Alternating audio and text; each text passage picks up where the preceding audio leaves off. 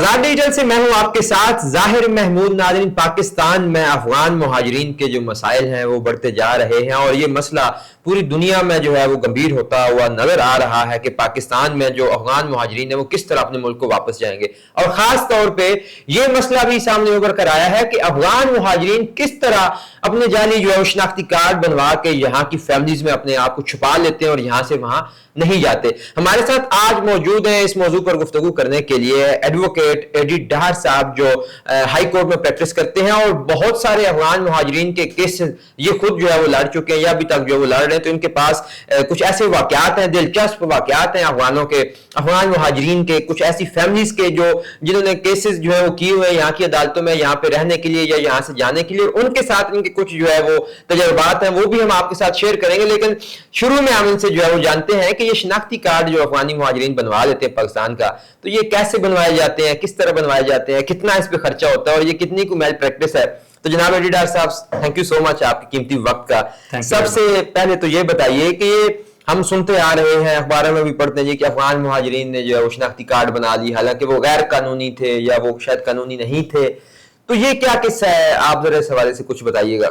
پہلے تو آپ کو یہ ڈٹرمن کرنا ہے کہ آپ افغانستان کے ریفیوجیز کو کیسے ٹریٹ کرنا چاہ رہے ہیں۔ کیا آپ نے زبردستی ان کو یہاں سے نکالنا ہے، یا آپ نے ان کے رائٹس کو اکنالج کرتے ہوئے، ہیومینیٹیرین گراؤنڈز کو دیکھتے ہوئے، اور اپنا جو آپ کا پاکستان کا ایک کلچر ہے کہ وہ مہمانوں کے ساتھ کس طرح سلوک کرتا ہے، انہیں کبھی زبردستی گھر سے نہیں نکالتا، یا ایک ایسا مہمان جو وہاں آ کر جرم کی دنیا کا بادشاہ بن گیا ہے، ان ساری چیزوں کو دیکھنے کے بعد آپ نے ٹریٹ کرنا ہے۔ اب جو آپ کا سوال ہے اسپیسیفکلی کہ یہ میل پریکٹس کیسے کرتے ہیں، دیکھیں کوئی افغانی اپنے طور پر تو اس وقت تک نہ شناختی کارڈ بنوا سکتا ہے، نہ کوئی اور لیگل ڈاکومنٹ بنوا سکتا ہے، جب تک میں، آپ یا ہمارا کوئی اور دوست یہاں جو اس ملک کا رہنے والا ہے، عظیم شہری ہے، وہ اس کار خیر میں اپنا حصہ نہیں لیتا۔ اور وہ حصہ کیسے لیتا ہے، یہ بڑی دلچسپ بات ہے۔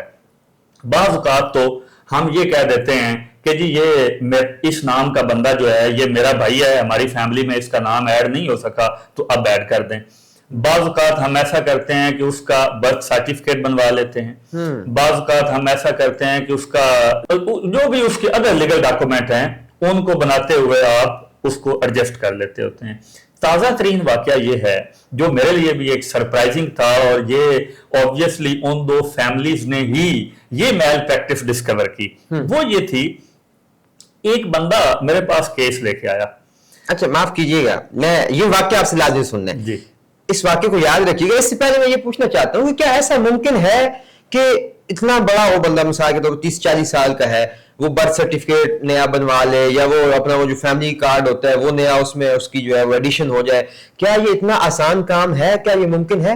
دیکھیں، آپ نے کرنا تو یہی ہے کہ آپ ایک یونین کونسل پورے ملک میں کوئی بھی، اس کے صرف ایک سیکریٹری کو پکڑنا ہے جو ایک کلریکل سٹاف کے برابر کا ملازم ہے، اور آپ نے اس کو یہ کہنا ہے کہ یار میری عمر 45 سال ہے، اب تم ذرا اپنے کھاتے میں 45 سال پرانا ایک رجسٹر نکالو، اور اس میں سے دیکھو کہ اگر کسی میں کوئی سپیس بن جاتی ہے تو میرا نام وہاں پہ ایڈ کر دو۔ وہ ایک 45 سال کا پرانا رجسٹر جو مینول پڑا ہوا ہوگا، یا ایون اس میں بھی کتنا کو ٹائم لگے گا کہ اس جیسا ایک نیا رجسٹر مارکیٹ سے خریدیں، اس میں باقی بھی 200-400 لوگوں کا نام لکھ دیں اور اس کے اندر اس کا نام بھی لکھ دیں، اور وہاں سے اس کو رسید بنا کے دے دیں جی کہ ہمارے ریکارڈ میں فلاں سیریل نمبر پہ اس نام، اس اپنا ولدیت اور اس خاندان کا یہ اندراج ہوا ہے۔ تو یہ تو اتنا آسان کام ہے، مینول ہونے کی وجہ سے ہم اس کو کر سکتے ہیں، ڈیجیٹل ہو۔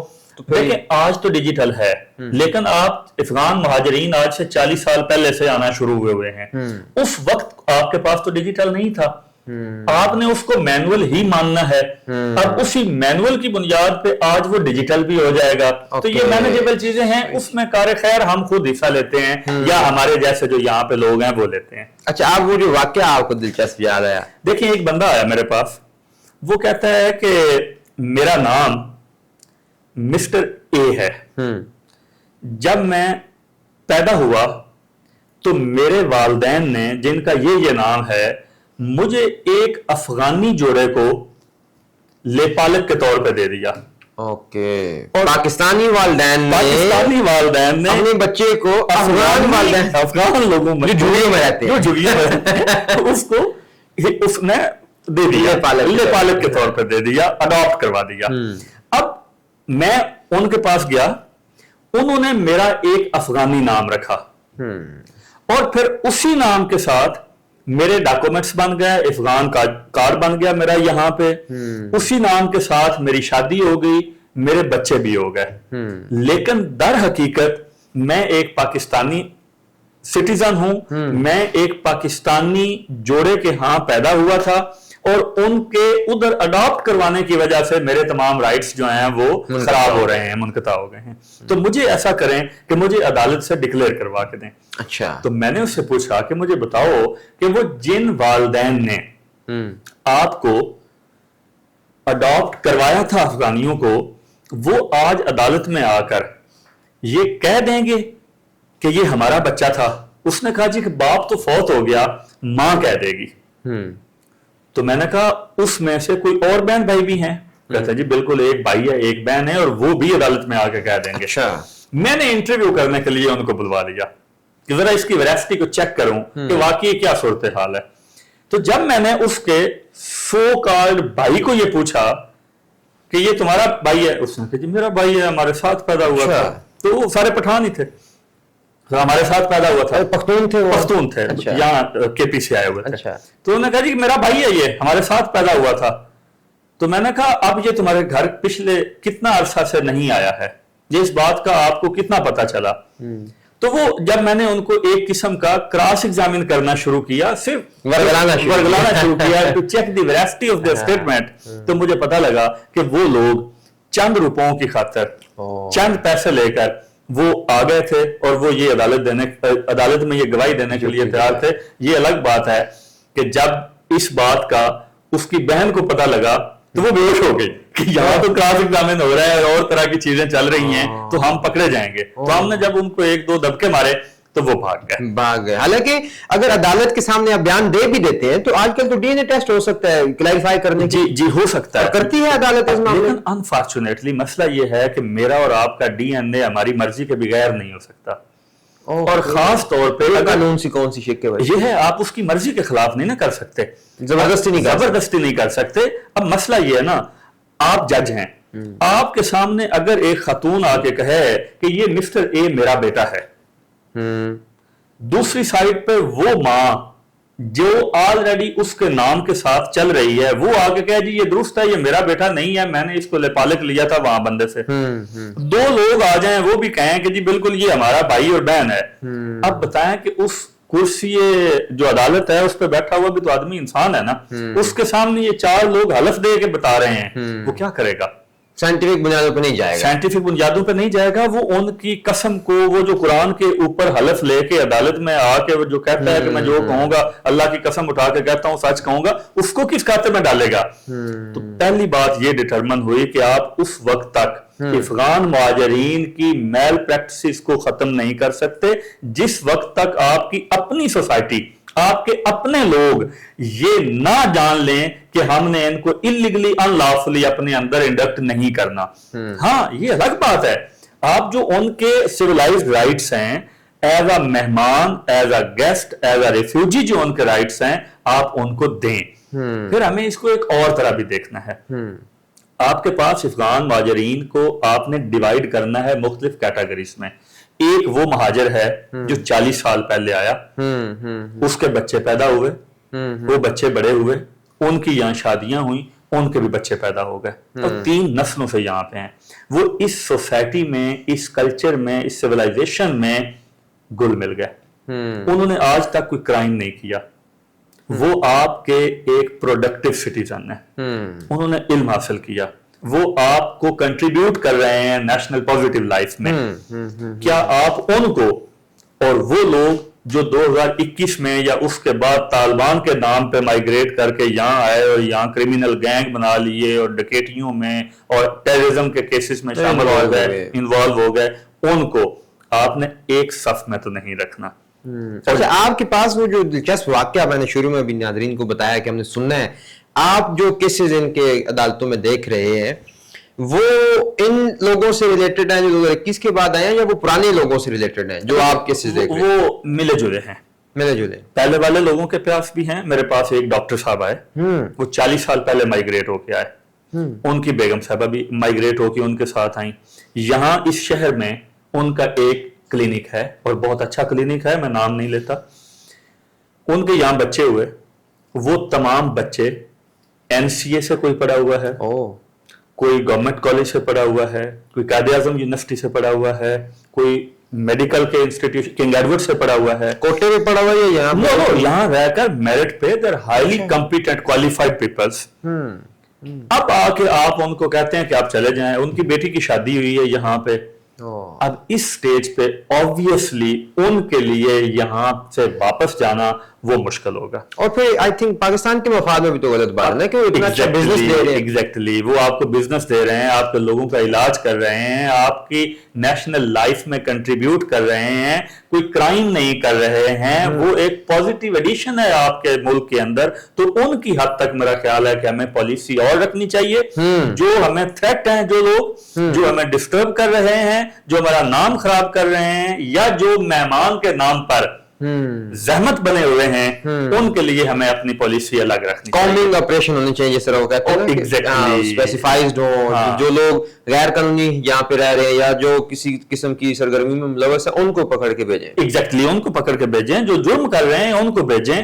جو آپ کے لیے زحمت ہے اس کو بھیجیں. جو آپ کے لیے رحمت ہے اس کو نہ بھیجیں. اچھا، یہ ابھی جو کیس آپ بتا رہے ہیں ڈاکٹر صاحب کا، تو یہ کہاں تک پہنچا؟ کیا اس کے جو ہے وہ مضمرات نظر آ رہے ہیں آپ کو؟ نہیں، ابھی تو وہ کوشش کر رہے ہیں کہ ذرا کورٹ میں جانے کی بجائے ہمیں یہ والا ریلیف جو آپ کی افغان کمیشن ہے یا جو فارن آفس ہے وہ آپ کو کچھ کنسیڈر کر لے.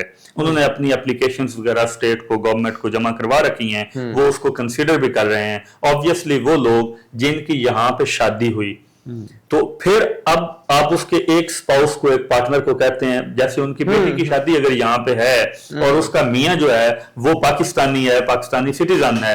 اب دیکھیں، یا تو آپ نے اس بیوی کو نیشنلٹی دینی ہے یا آپ نے اس کو واپس بھیجنا ہے. تو آپ ان کو مجبور کر رہے ہیں کہ وہ ڈیولیوشن ہو جائے، ان کی شادی ختم ہو جائے. تو یہ تو بالکل بھی دنیا کے کوئی مذہب، کوئی قوم، کوئی اخلاقیات، کوئی قانون وہ ایسا نہیں کہتا کہ آپ ایک لافلی انگیجڈ، لافلی میریڈ جو لوگ ہیں ان کو علیحدہ کر دیں. تو اس کے اوپر تو ویسے بھی خاص طور پہ جو خواتین ہیں یہاں پہ، جو بچیاں ہیں یہاں پہ، ان کو آپ کو کمپیل نہیں کر سکیں گے کہ وہ کمپیل بھی کس چیز کے لیے کر رہے ہیں. ایسا نہیں ہے کہ افغانستان جو ہے وہ کوئی جنت بن گیا ہے، افغانستان کوئی امن کا گہوارہ بن گیا ہے اور آپ ان لوگوں کو کہیں کہ جی ہم نے آپ کو بڑے عزت کے ساتھ اتنے سال رکھا، اب آپ واپس جائیں، آپ کے لیے بہت نیٹ اینڈ کلین سوسائٹی ہے اور آپ جا کے اپنے ملک میں، اپنے گھر میں، اپنی بچپن کی یادوں میں رہیں. ایسا تو نہیں ہے. آج بھی اگر آپ ان کو واپس بھیج رہے ہیں تو you are compelling them to go in danger. تو ڈینجر میں آپ کسی کو کمپیل کر کے نہیں بھیج سکتے، وہ انٹرنیشنل لا کی وائلیشن ہو جائے گی. ہاں، آپ کے پاس جو کرمنل لوگ ہیں جو آپ کو نقصان کا باعث پہنچا رہے ہیں، ان کو آپ جس طرح مرضی ٹریٹ کریں. اچھا ایڈوکیٹ صاحب، آخری سوال میں آپ سے یہ کرنا چاہوں گا کہ مثال کے طور پر میں ایک غیر قانونی افغان مہاجر ہوں یہاں پہ، اور مجھے پاکستان کی نیشنلٹی حاصل کرنی ہے، یا سمجھ لیں کہ آپ کے ہی خاندان میں مجھے شامل ہو جانا ہے یہاں پہ رہنے کے لیے، کتنا کو خرچہ جو ہے وہ مجھے کرنا ہوگا؟ آپ کو تو اندازہ ہوگا کتنا کو ایکسپینس ہو جاتا ہے. دیکھیں، یہاں پہ جس ملک میں 50,000 یا 1,00,000 روپے کے پہ کرائے کے قاتل دستیاب ہوں، اللہ اکبر، بندہ مارنے کے لیے تیار ہوں، وہاں پہ ایک کاغذ کا ٹکڑا جو آپ نے برتھ سرٹیفکیٹ بنوانا ہے اور 5ویں یا 6ٹھے اسکیل کے آدمی سے جا کے بنوانا ہے یونین کونسل میں، وہ کوئی کروڑوں کا کام تو ہے نہیں، تو ہزاروں یا لاکھوں میں کام. لیکن دیہڑی تو لگ رہی ہے، دیہڑی لگ رہی ہے. اچھا، ڈیپینڈ کرتا ہے کہ وہ افغان مہاجر جس کو آپ یہ سہولت فراہم کر رہے ہیں وہ کیا کرتا ہے. ایک بندہ موچی ہے اور جوتے پالش کرتا ہے آپ کے آفس کے باہر، نہیں ہوگا. مثال کے طور پر میں نے کسی بندے کو اپنے ساتھ افغان کو رجسٹر کروا لی، میری فیملی کا ممبر، اور کل کا وہ کسی ایکٹیویٹی میں پا جائے تو میرے لیے سارے فیملی کے لیے تھریٹ ہوگا. دیکھیں، کاش ہم یہ سوچتے ہوتے.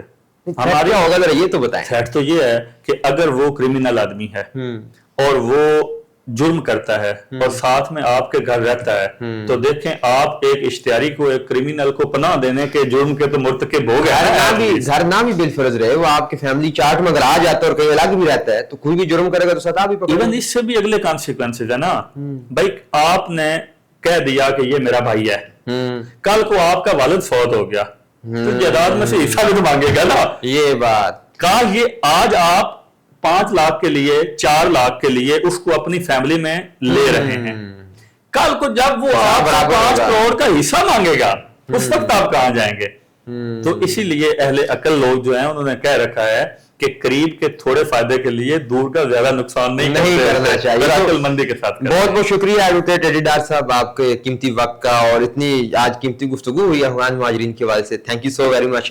تو ناظرین آپ نے دیکھا اور سنا کہ کس طرح ایڈوکیٹ ایڈی ڈار صاحب نے ہمیں بتایا کہ ایک تو افغان مہاجرین اپنے جعلی شناختی کارڈ بنانے کے لیے جو ہے وہ جو ان کی پریکٹسز ہیں ان میں انوالو ہے، اور کس طرح یہ ایکسپلائٹ کر رہے ہیں، اور ان کی وجہ سے چند روپوں کے لالچ میں پاکستانی کس طرح ایکسپلائٹ ہو سکتے ہیں کہ وہ ایک کرمنل کو اگر اپنی فیملی میں شامل کرتے ہیں تو اس سے ان کو فیوچر میں کن نقصانات کا جو ہے وہ سامنا کرنا پڑ سکتا ہے. تو میرے خیال میں گورنمنٹ آفیشلز کو، سیکورٹی اداروں کو نہ صرف افغان مہاجرین کی نقل و حرکت جو اس کو مانیٹر کرنا چاہیے، بلکہ اس کے ساتھ ساتھ ان لوگوں کے اوپر بھی نظر رکھنی چاہیے جو ان کو غیر قانونی یہاں پناہ دینے کا سبب بن سکتے ہیں. مجھے امید ہے کہ آپ کو آج کی یہ ویڈیو پسند آئی ہوگی. اس کے ساتھ ہی ہمیں دیجیے اجازت. خدا حافظ.